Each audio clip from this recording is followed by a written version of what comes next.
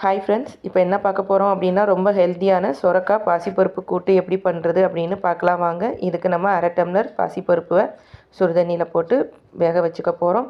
அடுத்து இதில் சொரக்காயை வந்து நல்லா தோல் சீவி வாஷ் பண்ணி இந்த மாதிரி கட் பண்ணி எடுத்துக்க போகிறோம். இப்போ லைட்டாக வெந்துட்டுருக்க பாசிப்பருப்பில் நம்ம இந்த சொரக்காயும் சேர்த்து உப்பு சேர்த்து இந்த காய்க்கு தேவையான உப்பை சேர்த்து நம்ம வேக வச்சு எடுத்துக்க போகிறோம். இப்போ பார்த்தீங்க அப்படின்னா சொரக்காயும் பாசிப்பருப்பும் நல்லா வெந்து வந்துருச்சு. இந்த கூட்டு செய்கிறதுக்கு நம்ம மசாலா ரெடி பண்ண போகிறோம். ஒரு மிக்ஸி ஜாரில் வந்து நம்ம தேங்காய், சோம்பு, சீரகம், வெள்ளைப்பூடு, பச்சை மிளகாய், 2 ஸ்பூன் வந்து மஞ்சப்பொடி சேர்த்துக்க போகிறோம். பெரிய ஸ்பூன் அப்படின்னா 1 ஸ்பூன் சேர்த்துக்கோங்க.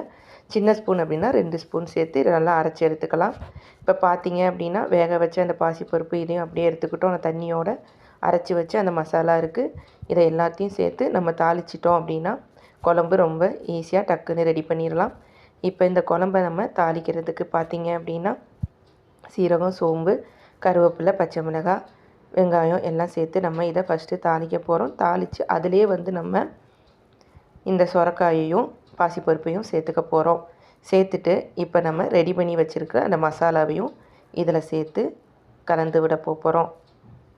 இப்போ இந்த சொரக்காய் கூட்டு வந்து எவ்வளோ நல்லது அப்படின்னா, இந்த ப்ரெக்னன்சி டைம்லாம் பார்த்தா இதெல்லாம் வந்து ரொம்ப உடம்புக்கு நல்லது. தண்ணி சத்து வந்து அதிகமாக இருக்கக்கூடிய காய்கறி இதெல்லாம். அது மட்டும் இல்லாமல் இந்த வவுத்தில் புண்ணு இருக்கிறவங்க, ஸ்டொமக்கு வந்து அப்செட்டாக இருக்கிறவங்க, இதில் இருக்கிறவங்களுக்கெலாம் இந்த சொரக்காய் கூட்டு வந்து ரொம்ப உடம்புக்கு நல்லது. கிட்ஸுக்கெல்லாம் வந்து ரொம்ப நல்லது. இதெல்லாம் வந்து சாதத்தை பிணைஞ்சி ஊட்டினோம் அப்படின்னா அவங்க நல்லா விரும்பி சாப்பிடுவாங்க. இந்த மாதிரி ஹெல்த்தி டிப்ஸ் வேணும், ஃபுட் ரெசிபி வேணும்னா மறக்காமல் என் சேனலை சப்ஸ்கிரைப் பண்ணுங்கள். தேங்க்யூ.